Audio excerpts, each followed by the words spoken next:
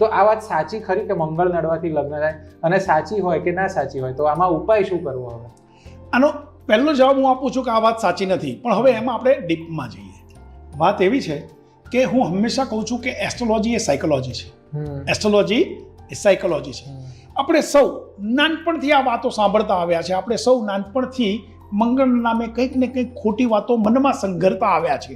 હવે તમને પહેલેથી જ કહી દેવામાં આવ્યું છે કે મંગળ છે ને એટલે 28 વર્ષ પછી તમારા લગ્ન થશે. એટલે સાચી વાત એ કહું તમને સાહેબ, પ્રયત્ન કરવાનું છોડી દેજે લોકો કે ભાઈ યાર ખાલી મહેનત કરવી, 28 વર્ષ પછી જ થવાનું છે.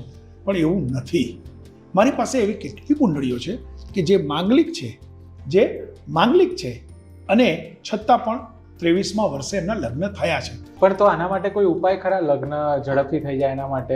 કે આના માટે એટલું કરો કે જે દીકરાને મંગળ છે એ દીકરાને વાસ્તુ પ્રમાણે તમારા ઘરમાં અગ્નિ ખૂણામાં સુવડાવવાનું રાખો. હવે અગ્નિ ખૂણો એટલે શું? અગ્નિ ખૂણો એટલે પૂર્વ અને દક્ષિણ, એટલે કે ઈસ્ટ અને સાઉથ વચ્ચેનો જે ખૂણો છે એ અગ્નિ ખૂણો.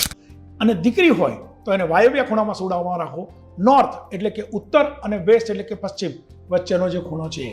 હવે સમજો, બધાને તો આ સગવડ ના હોય કે દીકરાનો રૂમ અગ્નિ ખૂણામાં હોય, દીકરીનો રૂમ. તો એ લોકો જ્યાં સૂતા હોય એ જગ્યાએ અગ્નિ ખૂણો બનતો હોય ત્યાં સુવડાવો, અને દીકરી જ્યાં સૂતા હોય એ દીકરીને વાયવ્ય ખૂણામાં સુવડાવો.